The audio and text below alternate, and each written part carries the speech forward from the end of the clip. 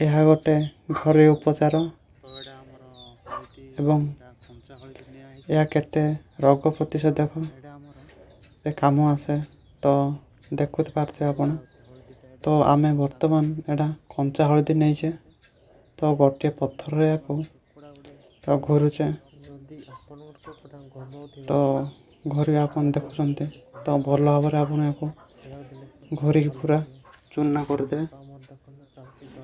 ତ ଦେଖିପାରୁଥିବେ ଆମର କଞ୍ଚା ହଳଦୀ ପ୍ରସ୍ତୁତ ହେଇଯାଇଛି।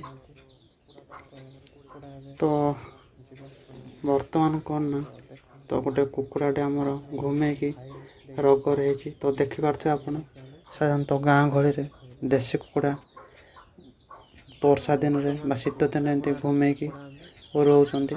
ତା ରୋଗ ହେଇକି ପୁରା ହଠାତ୍ ମରିଯାଉଛନ୍ତି। ତ ସେଥିପାଇଁ ଆମେ ତାକୁ ପୁରା ଘରୋଇ ଉପଚାର, ତ କଞ୍ଚା ହଳଦୀ ତାକୁ ଖୁଆଇବା। ତ ଆପଣମାନେ ମଧ୍ୟ ଯଦି ଆପଣଙ୍କ କୁକୁଡ଼ା ଯଦି ଘୁମାଉଥାଏ ତାହେଲେ ଥରେ ଟ୍ରାଏ କରି ଦେଖନ୍ତୁ। ତ ଏହା ଆମେ 2 ଦିନ କି 3 ଦିନ ଏମିତି ଖୁଆଇବାକୁ ପଡ଼ିବ। ସକାଳେ ଥରେ ଏବଂ ସନ୍ଧ୍ୟାରେ ଥରେ। ତ ଦେଖିପାରୁଥିବେ ସେ ତ ଖାଇବନି, ତାକୁ ଖୁଆଇବାକୁ ପଡ଼ିବ ଯେମିତି ବି। ତ ବର୍ତ୍ତମାନ ସିଏ ଖାଉନି, ତ ତଥାପି ତାକୁ ଖୁଆଇବାକୁ ପଡ଼ିବ ଏକା ଆଉ ଥରେ। ଦେଖିପାରୁଥିବେ।